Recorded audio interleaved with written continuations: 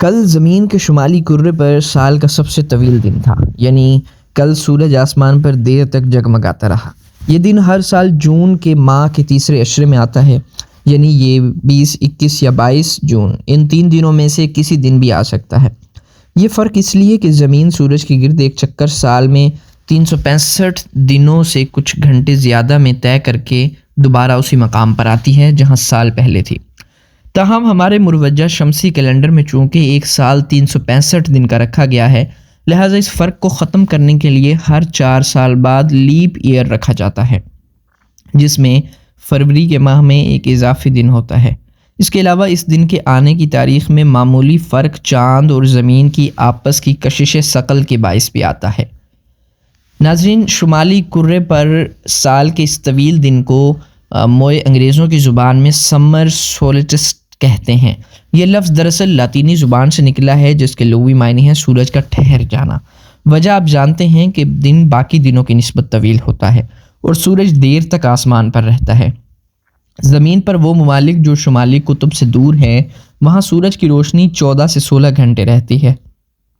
مثال کے طور پر پاکستان میں کل دن کا دورانیہ تقریباً 14.5 گھنٹے تھا، جبکہ شمالی ممالک جیسا کہ فن لینڈ، ناروے یا سویڈن وغیرہ میں سورج کی روشنی 22.5 گھنٹے تک تھی۔ تاہم یہ بات یاد رکھیے کہ آج یعنی 21 جون کو زمین کے جنوبی کرے پر موجود ممالک، جن میں آسٹریلیا، برازیل، جنوبی افریقہ وغیرہ شامل ہیں، ان پر پورے سال کا سب سے چھوٹا دن ہوگا۔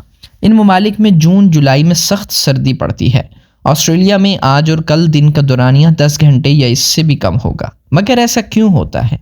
اس کی وجہ یہ ہے کہ زمین اپنے محور پر 23.5 ڈگری جھکی ہوئی ہے، اور جب یہ سورج کے گرد مدار میں گھومتی ہے تو اس جھکاؤ کے باعث شمالی اور جنوبی کرے پر سورج کی روشنی کا دورانیہ سال کے مختلف مہینوں میں ایک تسلسل سے کم زیادہ ہوتا رہتا ہے، جس کی وجہ سے زمین پر موسم تبدیل ہوتے ہیں۔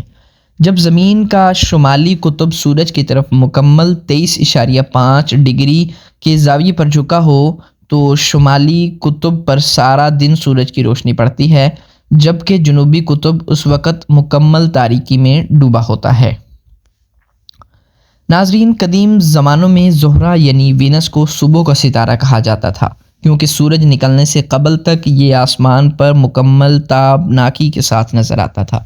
البتہ زہرہ کوئی ستارہ نہیں ہے۔ قدیم زمانوں میں انسانوں کو ستاروں اور سیاروں کا فرق معلوم نہیں تھا۔ سورج ایک ستارہ ہے جو اپنی روشنی خود پیدا کرتا ہے۔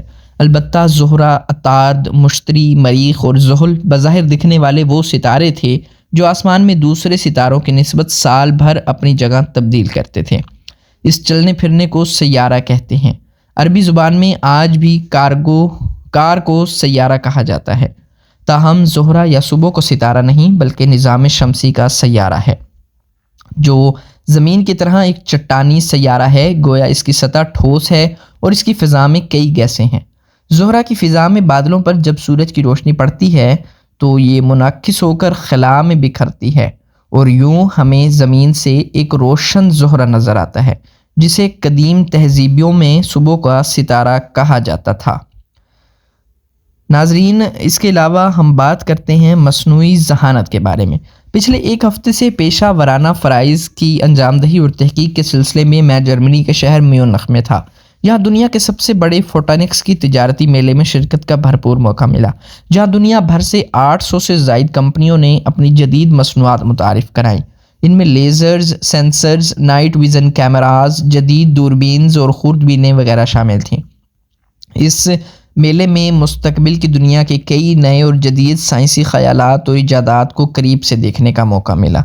ان میں ایک دلچسپ کام اربن فارمنگ سے متعلق تھا۔ آج دنیا بھر میں جدید فارمنگ کے طریقے متعارف کرائے جا رہے ہیں۔